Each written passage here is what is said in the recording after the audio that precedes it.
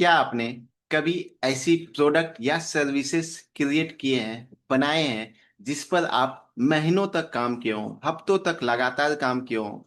उसके लिए आपने सोशल मीडिया पे कंटेंट भी बनाया हो, अपनी मार्केटिंग के लिए एड्स भी चलाए हो, लेकिन सेल्स नहीं आई? और अगर इसका जवाब हाँ है तो प्रॉब्लम आपके प्रोडक्ट में नहीं है, प्रॉब्लम है आपके ऑफर्स में। क्योंकि लोग प्रोडक्ट नहीं खरीदते हैं, लोग खरीदते हैं transformation. Welcome to digital Pintu Shah channel. मैं हूं पिंटू शाह। मैं हेल्प करता हूं स्मॉल बिजनेस ओनर्स को उनके बिजनेस को ऑनलाइन लॉन्च करने में, फ्रॉम जीरो से स्किल लेवल तक। और आज के इस वीडियो में मैं आपको एक ऐसा सिंपल फ्रेमवर्क बताने वाला हूं जिससे कि आप इम्प्लीमेंट करके आप अपने ऑफर को इतने पावरफुल बना सकते हैं कि लोग आपके प्रोडक्ट के प्राइस को नहीं, उनके रिजल्ट को देखना स्टार्ट कर देंगे। इस वीडियो के एंड में मैं एक कंप्लीट चेकलिस्ट भी देने वाला हूं जिससे कि आप किसी भी प्रोडक्ट या सर्विसेज पर अप्लाई करके आप एक ई रजिस्ट्रेबल ऑफर क्रिएट कर सकते हैं। तो चलिए शुरू करते हैं। तो चलिए हम लोग जानते हैं how to craft an irresistible offer for your audience.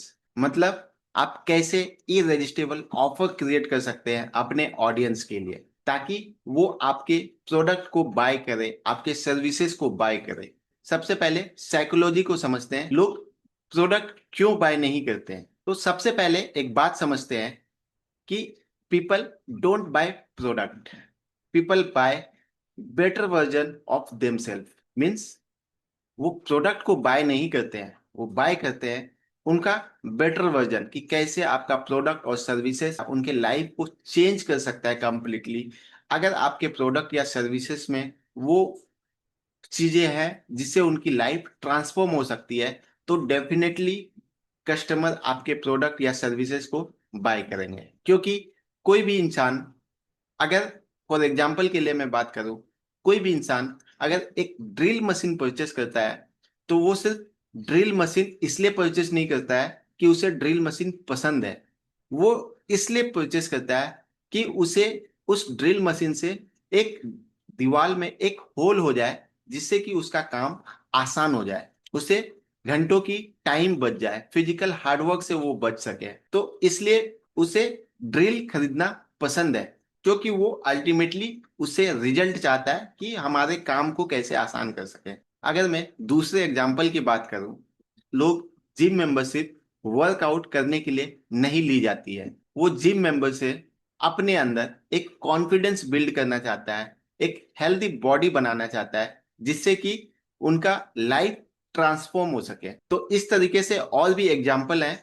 अगर मैं यहाँ पे आपके सामने इन चार चीजों को रखने वाला हूं, अगर आप इन चार चीजों के आंसर अगर आपके पास हैं तो आप किसी भी तरीके के प्रोडक्ट और सर्विसेज को आप मार्केट में सेल कर सकते हैं। तो सबसे पहले जो है आता है, कस्टमर को इसकी जरूरत क्यों है।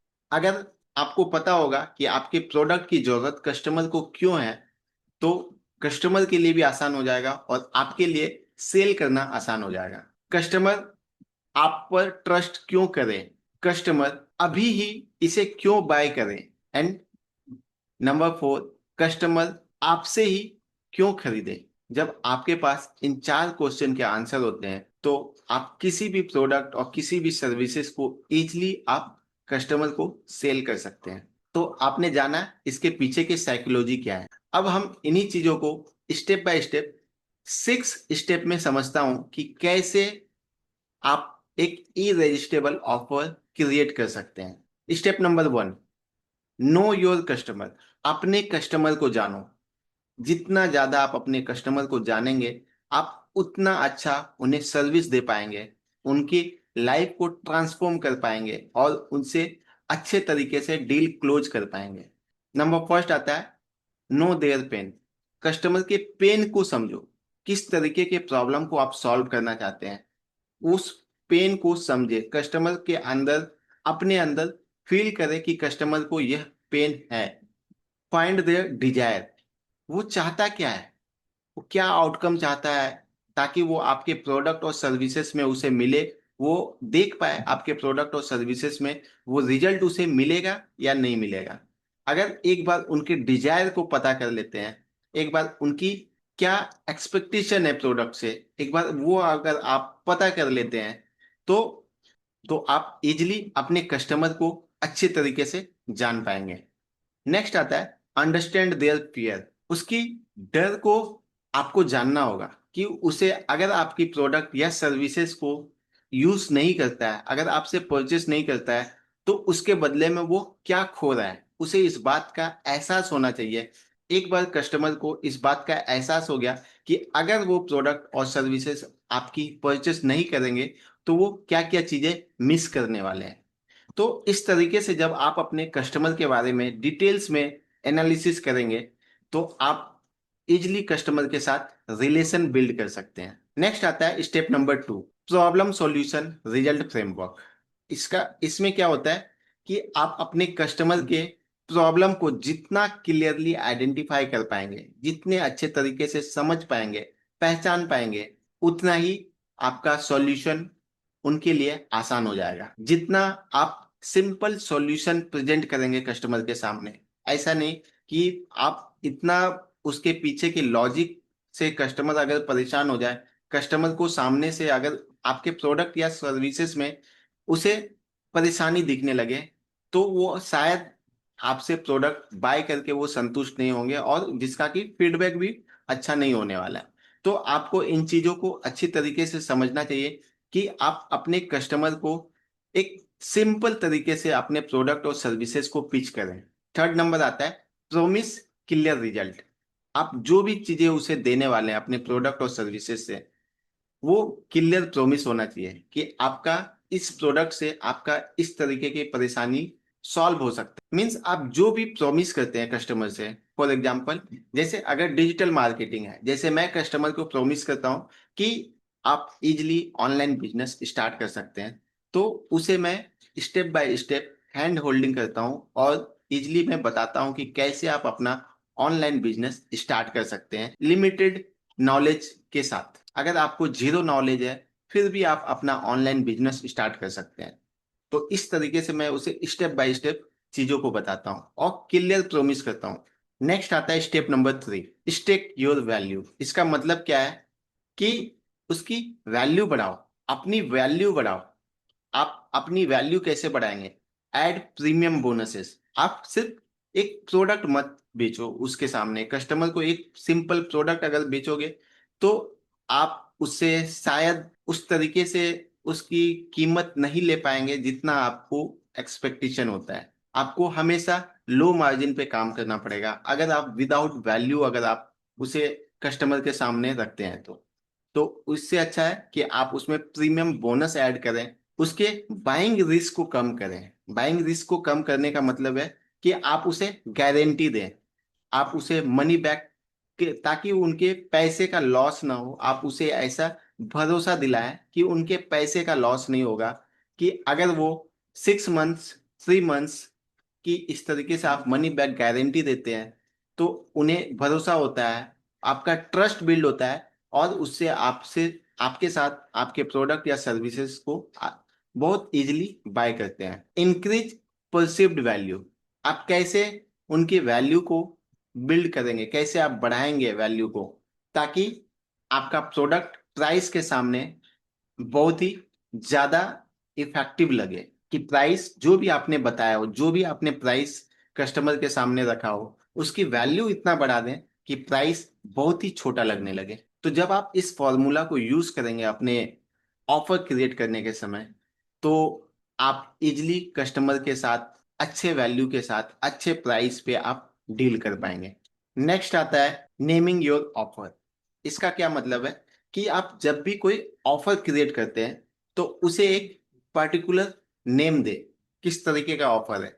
फॉर एग्जाम्पल जैसे आपने मॉल में देखा होगा कि रेनी सीजन में बारिश का मॉनसून ऑफर आता है, गर्मी के मौसम में समर ऑफर आता है, विंटर के सीजन में विंटर ऑफर आता है। तो इस तरीके से आप अपने प्रोडक्ट और सर्विसेज के लिए एक ऑफर का नेम सेलेक्ट करें कि आप कौन सा ऑफर देने वाले, Diwali offer, Dussehra offer, festival offer, festival season offer, birthday offer, आप इस तरीके से आप नेमिंग कर सकते हैं। जब आप इस नेम के साथ अपने आप ऑफर को प्रेजेंट करते हैं कस्टमर के सामने, तो कस्टमर को याद रहता है कि आप इस समय पे कौन सा ऑफर लेकर के आए थे। और हमेशा आउटकम पहले आना चाहिए, आपका आउटकम पे आपका ध्यान पहले होना चाहिए कि आपके ऑफर से उनका क्या मतलब है। यूनिक मेथड नेम होना चाहिए, आप किस तरीके से अपने प्रोडक्ट और सर्विसेज को ऑफर कर रहे हैं। ऑफर का नाम इजली रिमेम्बर होना चाहिए लोगों को, कैसे आप अपने प्रोडक्ट ऑफर का नाम क्रिएट कर रहे हैं, रख रहे हैं, ताकि कस्टमर को इजली याद रहे। जब आप ऑफर के नाम के साथ क्रिएट करते हैं और कस्टमर के सामने पिच करते हैं, तो एक तरीके से आपने प्रोडक्ट की वैल्यू को बढ़ा रहे हैं और प्राइस बहुत ही छोटा लगने लगता है उस जगह पे। नेक्स्ट आता है step number 5, pricing strategy. Pricing strategy क्या होता है? Anchor high value. बहुत से लोग कहते हैं कि आपके प्रोडक्ट का या आपके सर्विसेज का प्राइस ज्यादा है, बट मैं कहता हूं कि प्राइस नहीं, इसकी वैल्यू कम है, इसकी परसिव्ड वैल्यू कम है। मेरे कहने का मतलब ये है, जब आपके प्रोडक्ट के प्राइसिंग के सामने अगर आप वैल्यू को नहीं रखते हैं, आप अपने प्रोडक्ट के वैल्यूज को नहीं दिखाते हैं कि आपका प्रोडक्ट कितने प्राइस का है और आप उसे कितने लो प्राइस में सेल कर रहे हैं, तो आपका प्राइस ऑब्वियस है कि वो ज्यादा लगने लगेगा कस्टमर को। इसलिए उनकी प्राइसिंग स्ट्रेटजी इस तरीके से रखें कि कस्टमर को वो प्राइसिंग कम लगे, उसे उसकी वैल्यू ज्यादा लगे। फॉर एग्जाम्पल, कोई कोर्सेस बेचते हैं, डिजिटल प्रोडक्ट या डिजिटल सर्विसेज ऑफर करते हैं और उसकी प्राइस उन्होंने फॉर एग्जाम्पल के लिए 5000 रखा है, तो बट किसी को वो प्राइस महंगी लग सकती है। लेकिन अगर आप इस प्राइसिंग को इस तरीके से ऑफर बना करके अगर कस्टमर के सामने पेश करते हैं, मेन कोर्सेज का जो प्राइस है उसकी वैल्यू है 10,000 रुपीज, अगर उसके साथ मैं टेम्पलेट दे रहा हूं तो उसकी वैल्यूज है 5,000 रुपीज। उसके साथ मैं कुछ टूल किट्स दे रहा हूँ, एआई टूल किट्स, अगर मैं उसके साथ बंडल बना के दे रहा हूँ जिसकी वैल्यूज है 6,000 रुपीज।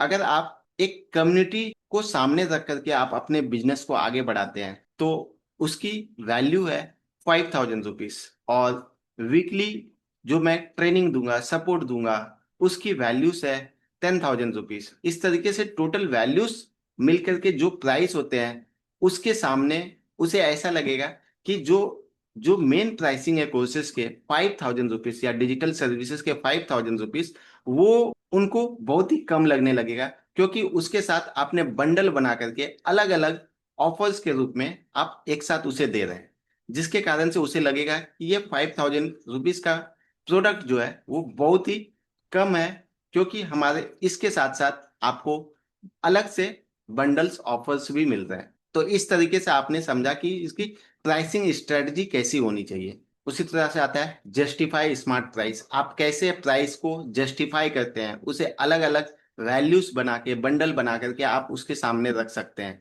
Offer payment flexibility. आप अगर महंगे प्राइस हैं, उसके पास पेमेंट करने की फ्लेक्सिबिलिटी होनी चाहिए। फॉर एग्जांपल, अगर 15,000 का प्रोडक्ट है तो आप उसे ऐसे कर सकते हैं कि इनिशियल फर्स्ट अटेम्प्ट में आप उसे कुछ टोकन मनी ले सकते हैं, कुछ इनिशियल अमाउंट ले सकते हैं, 2,000, 2,000, 5,000, लगभग इस तरीके से आप ले सकते हैं, मिनिमम अमाउंट ले सकते हैं। और उसके बाद उसे आप टाइमिंग दे सकते हैं कि within 1 week, 15 days, 10 days, 7 days, 5 days के बाद आप रेस्ट अमाउंट पेमेंट करें। तो इस तरीके से क्या होगा, कस्टमर के पास एक अच्छा ऑप्शंस होगा, कस्टमर के पास ऑप्शन होगा कि वो कैसे अपने फंड को मैनेज करके आपकी चीजों को बाय करे और परचेज करे, क्योंकि कस्टमर को एक टाइम मिल जाता है अच्छे से सोचने के लिए कि कैसे वो अपने मनी को मैनेज कर सकता है। तो ये तो हो गया प्राइसिंग स्ट्रेटजी। नेक्स्ट आता है step number 6, test and improve.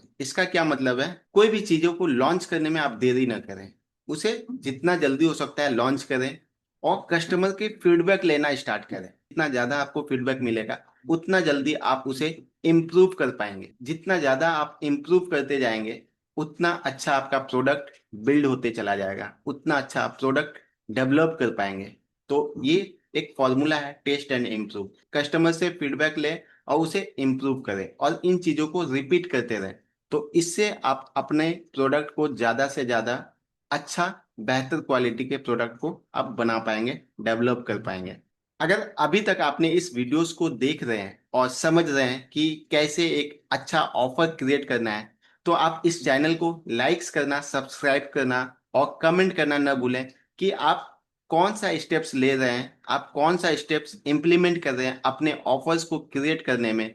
अपने ऑफर्स को इस तरीके से क्रिएट करें कि कस्टमर उसे ना नहीं कर सके, कस्टमर आपके प्रोडक्ट को परचेस करे, उससे ज्यादा से ज्यादा टाइम मिले सोचने के लिए और एक अच्छा डिसीजन ले सके। तो आप कमेंट करके हमें बताएं कि आप कौन सा इसमें स्टेप्स सबसे पहले इम्प्लीमेंट करने वाले हैं।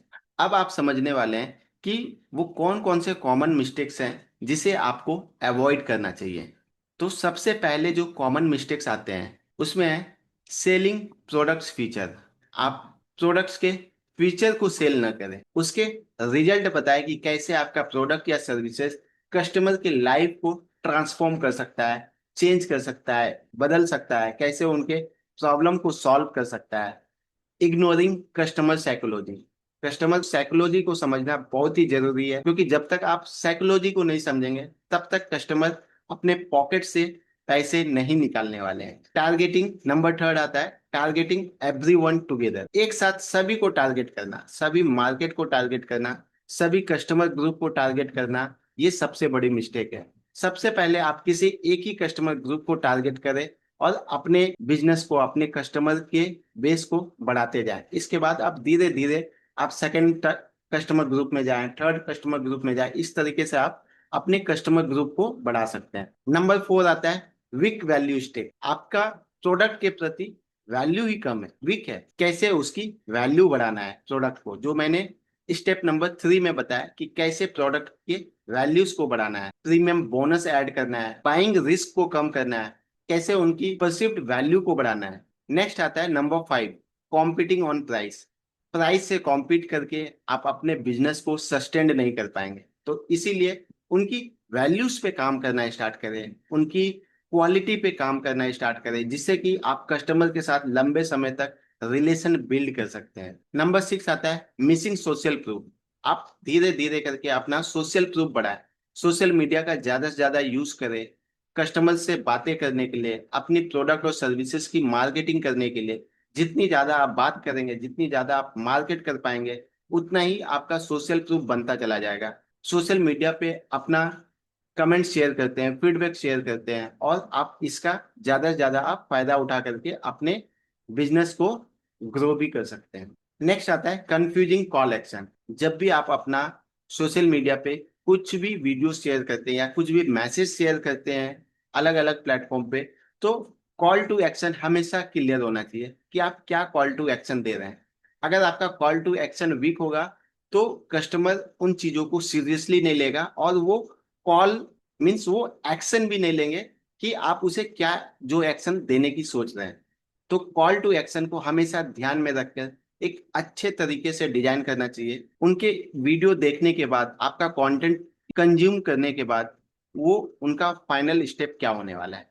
जैसे मैं इस वीडियो के लास्ट में बोलता हूँ, अगर आपको यह वीडियो पसंद आया और इनसे ज्यादा से ज्यादा आपको वैल्यूज मिल रहे हैं, चीजों को आप इम्प्लीमेंट करने की कोशिश कर रहे हैं या करने वाले हैं, तो आप नीचे फीडबैक देना न भूलें, नीचे कमेंट बॉक्स में कमेंट करना न भूलें कि आपने सबसे पहला स्टेप कौन सा इम्प्लीमेंट किया है या करने वाले हैं अपने बिजनेस के लिए। तो यह कॉल टू एक्शन है। इससे क्या होगा, इससे कस्टमर का रिलेशन बिल्ड होगा, कस्टमर के साथ रिलेशन बिल्ड होगा और आप लंबे समय तक एक दूसरे के साथ जुड़ करके बिजनेस कर पाएंगे। तो ये हुआ कॉमन ऑफर मिस्टेक्स जिसे कि सभी को अवॉइड करने चाहिए। अब मैं नेक्स्ट स्टेप पे बातें करने वाला हूँ। कुछ मैं इररेजिस्टिबल ऑफर चेकलिस्ट देने वाला हूँ जिसे आप यूज करके किसी भी बिजनेसेस को या किसी भी प्रोडक्ट या सर्विसेज में आप अप्लाई कर सकते हैं। Number one, clear target audience. Target audience clear होना चाहिए। Specific pain solve. आप स्पेसिफिक किस तरीके की प्रॉब्लम को आप सॉल्व कर रहे हो अपने कस्टमर के लिए।